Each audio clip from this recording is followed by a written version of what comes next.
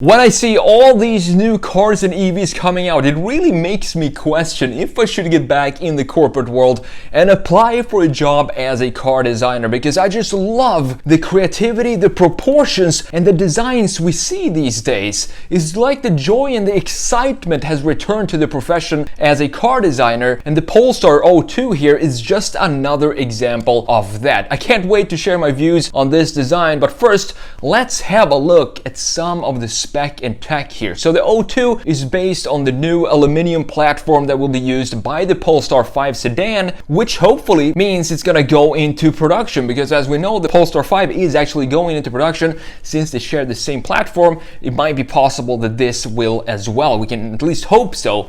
Polestar is dropping a bunch of new EVs in the coming years, with the Polestar 3 SUV coming later this year, and then you have the crossover Polestar 4 coming in 2023, and of course the Polestar 5 sedan coming in 2024 as a serious competitor to the Porsche Taycan. And now there is this, the O2 concept, which could hopefully be the first all-electric production roadster. And would you just look at this design? It's an absolute beauty, not in an Italian sense or emotional proportions and lines, but in a clean-cut, very Scandinavian, almost product design sense. No specs of this car has been released yet, but this construction of the production-ready aluminum platform is one you could only find in exotic sports cars just a few years back, and that, in combination with these Lancia Stratos proportions, should make this one hell of a car to drive. I can't wait to talk more about this design later in the video when we jump into Photoshop. I'm going to compare it to the Precept concept, show you the design differences and why I think they both suit their different category of cars very well, even though they look very much alike. As mentioned, this is a full-on convertible with a folding hardtop that stows under the rear deck,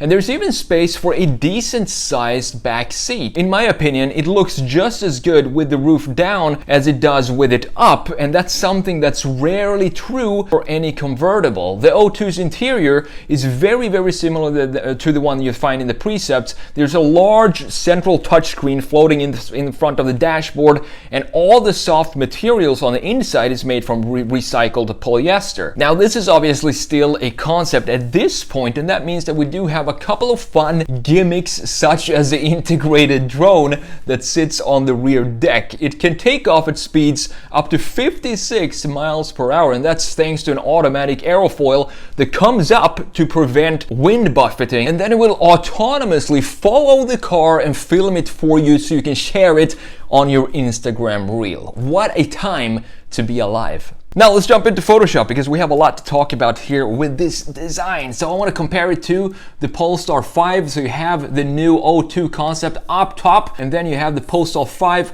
down here at the bottom. The weird thing about the Polestar at the moment, these two designs specifically, is they do have some emotion in it, but at the same time it's a very product designy design or styling. I've talked more about that when I made the video on the Polestar. I'm gonna link that down below, where I talk about this specifically, the product designiness. But the thing with the O2 here, it has more of that emotional feel to it and sportiness than the Polestar 5. The Polestar 5 is like the big brother. The O2 is like the more energetic little sibling that has a lot more energy and is just a lot more fun to be around. So let's have a look at the differences here. What I really like about the O2 is that we have the symmetrical, or we have the same kind of line here in the front daytime running lights. The size of this is pretty much the same, and I also like that it sticks down further down on the fender here than it does on the Precept. The Precept still has pretty much the same size, as you can see here in both these LEDs,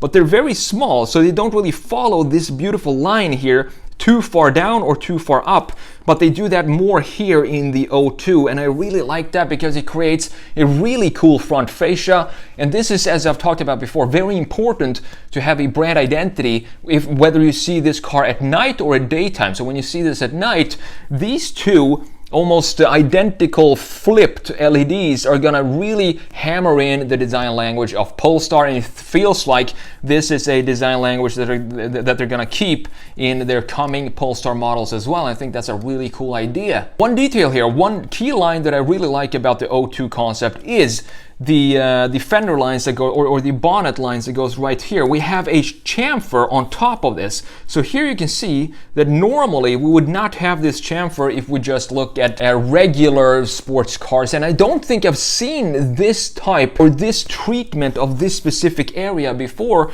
where we have two sharp lines going like this down here, and then we have this chamfer in the middle. It creates a unique hood design for sure, and it's really gonna stand out looking at it like this from a front view. Quickly, just want to show you the comparison between the rear of the O2 and the Precept or the Polestar 5 down here. There's not a lot of differences in the rear like it is in the front view. We still have this light bar, which is also a very strong identifier for the brand Polestar at the moment. And this is what I talk about product design. What I mean by that, this is one detail that I can mention quick here. For example, looking at this light bar, it has the same kind of thickness to it all around, and it's almost a 90-degree angle here, so it creates this very sharp and angular feel, but it's combined with very soft surfacing. And that's one of my favorite ways to design a car, is to have very smooth lines, big smooth surfaces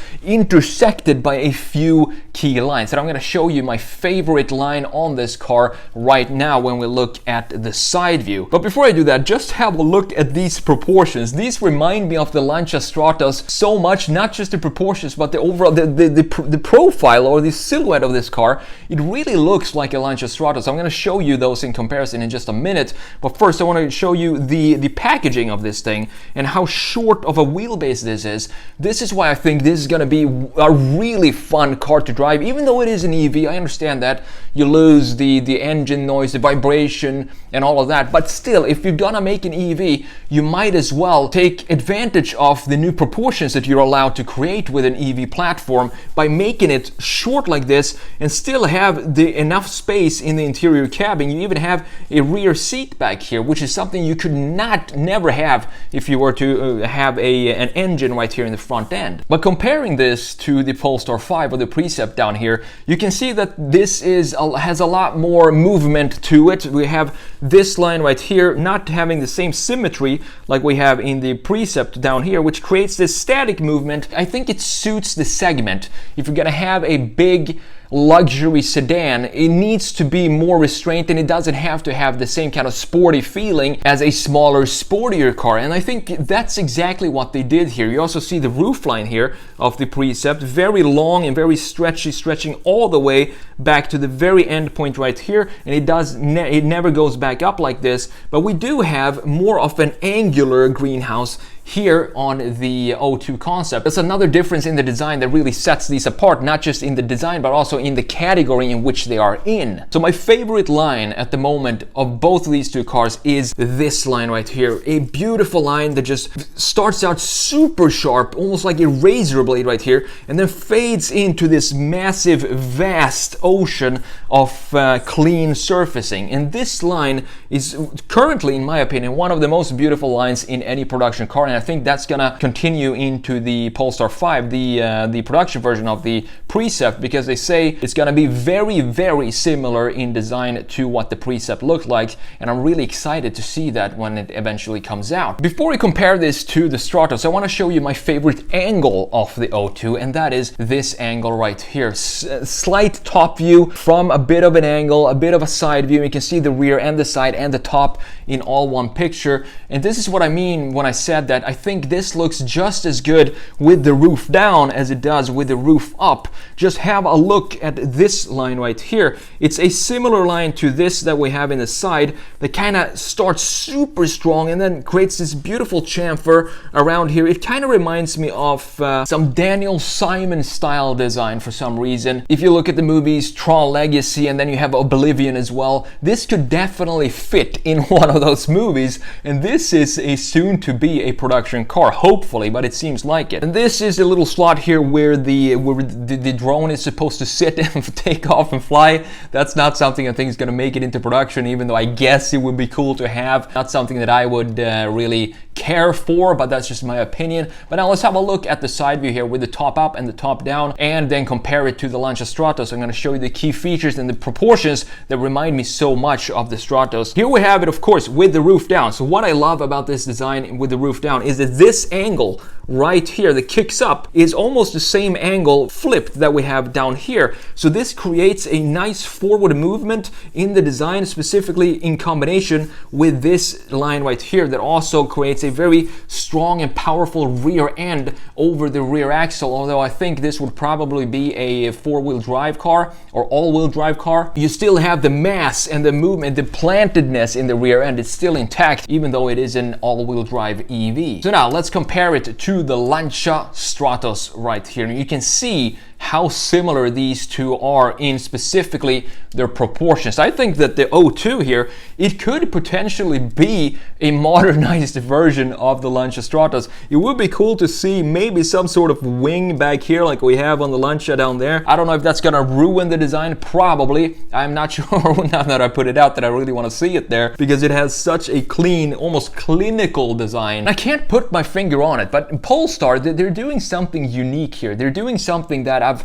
never really seen before, and that is combination of a product design, but it still feels like a beautiful sculpture, automotive sculpture on wheels. You usually have one or the other, but in this case, I really like this design language and what the Polestar is doing at the moment. And it feels like these shapes and these chamfers that are in this car, they shouldn't be on a production car. It feels like this is a car that could maybe come out in 2030. The timeline has really been pushed together that these type of cars are coming out faster, but at the same time, they look so much different and so much more futuristic than the new cars that we've seen in the past 5 years. I don't know if that makes sense, but I think Polestar is at the top when it comes to that feeling of car design, that it looks super futuristic, but at the same time, these are cars that are coming and are getting ready to go into production. The reason I think this will go into production is, of course, the gorgeous Polestar 1 is seeing the end of its production cycle, and this opens up for the O2 to enter production pretty soon, I think.